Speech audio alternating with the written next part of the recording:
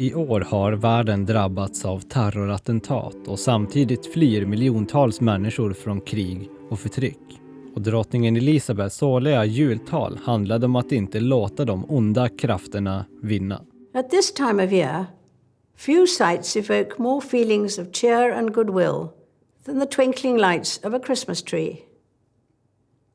The popularity of a tree at Christmas is due in part to my great-great-grandparents, Queen Victoria and Prince Albert.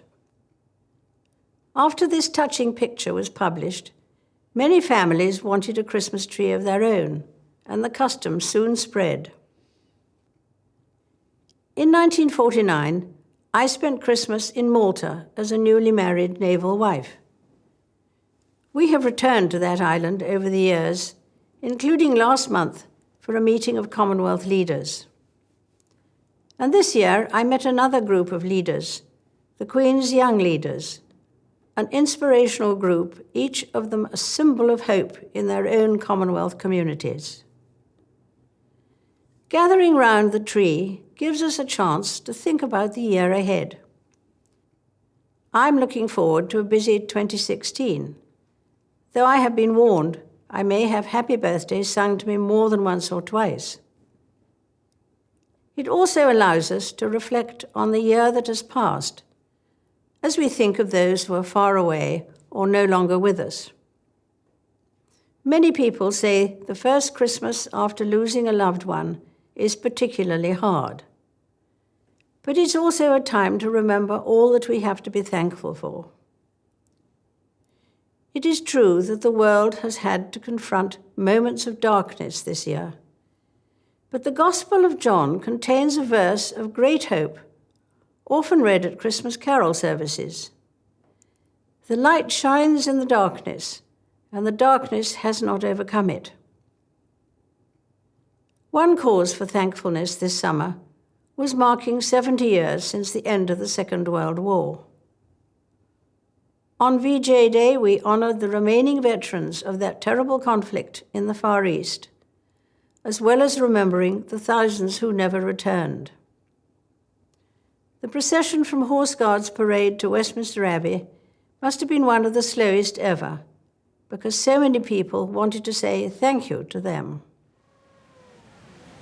At the end of that war, the people of Oslo began sending an annual gift of a Christmas tree for Trafalgar Square.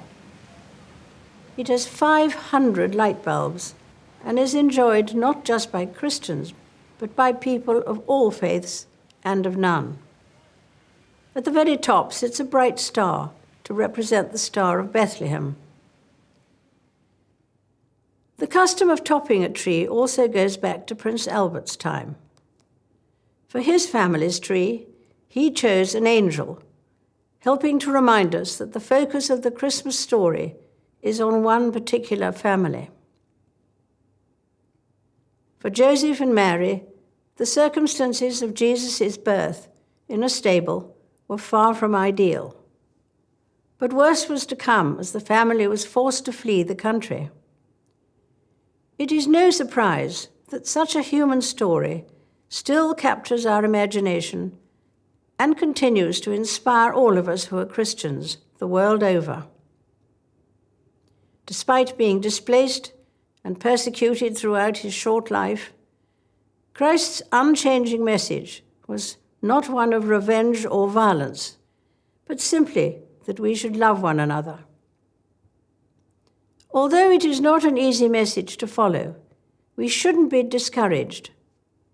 Rather, it inspires us to try harder, to be thankful for the people who bring love and happiness into our own lives, and to look for ways of spreading that love to others, whenever and wherever we can. One of the joys of living a long life is watching one's children, then grandchildren, then great-grandchildren help decorate the Christmas tree. And this year, my family has a new member to join in the fun.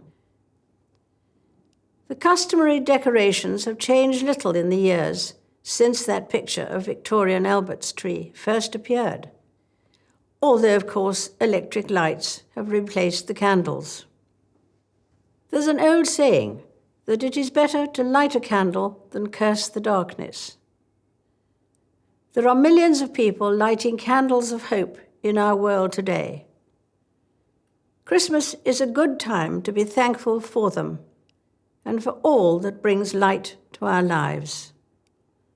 I wish you a very happy Christmas.